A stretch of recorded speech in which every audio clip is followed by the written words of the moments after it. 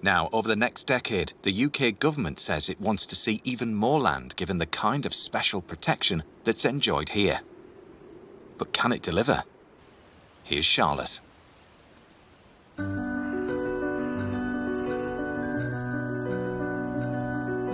Across the UK, there are around 7,000 areas like Lake Vyrnwy, protected as sites of special scientific interest. Known as SSSIs, these places are home to our most precious geology, plants and animals. They're vital for our environment and safeguarded by law. But despite their protected status, the UK has a worrying secret. More than 3,000 of our SSSIs are in poor condition. That's more than 40% of them.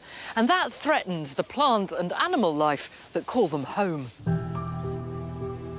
There are government watchdogs that are supposed to protect them. Natural England, Natural Resources Wales, Nature Scot and the Northern Ireland Environment Agency. They can prosecute anyone who damages them or disturbs their wildlife. And there are real concerns that those government watchdogs, whose job it is to protect these crown jewels of the countryside, really aren't doing their job. This is Rye Harbour in East Sussex. It's a picturesque coastal village with a proud maritime history, a beautiful Victorian church and a SSSI wetland habitat that's become a birdwatcher's paradise. Dr. Barry Yates of Sussex Wildlife Trust has lived and worked here for more than 30 years, tirelessly nurturing its animals and plants. You've got your bag in your pocket. Right. And we're going to harvest some of the seeds from these plants to encourage the plant to spread into our new wetland area. So why do you want more of it? Well, you can never have too much of a scarce plant. Here at Rye Harbour, it's become a new home for the very rare marshmallow moth, one of 2,500 species that make up the wildlife interest of this special place. Surprisingly, this plant's roots were actually used to thicken marshmallow sweets. However, these ones might not be so edible, as the ground here is polluted from past industry.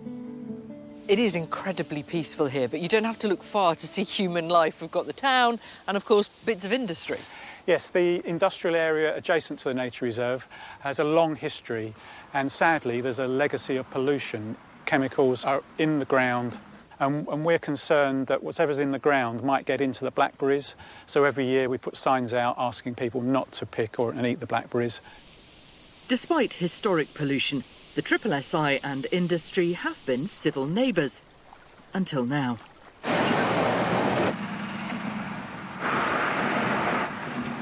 Longrake Spa is an aggregate company on the edge of the SSSI. It normally operates under conditions that protect the area. But recently, they've been working outside permitted hours, causing concern over noise, light and dust pollution.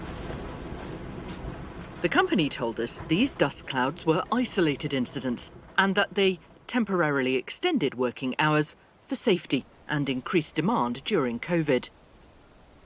They added that minimising the impact of their production on the local environment is an ongoing concern and priority. The company has now applied for new planning permissions to operate 24 hours a day. Barry's concerned any new conditions will be based on Natural England site assessments that haven't been updated for almost 10 years.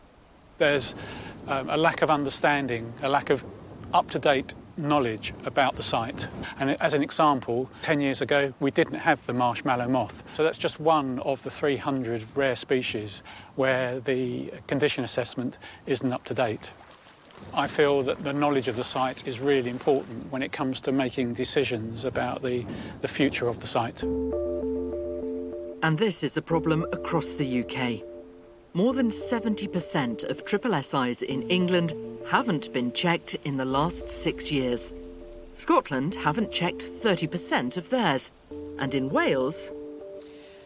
Well, we asked Natural Resources Wales, who told us they have no comprehensive monitoring and so no idea of the state of their SSSIs.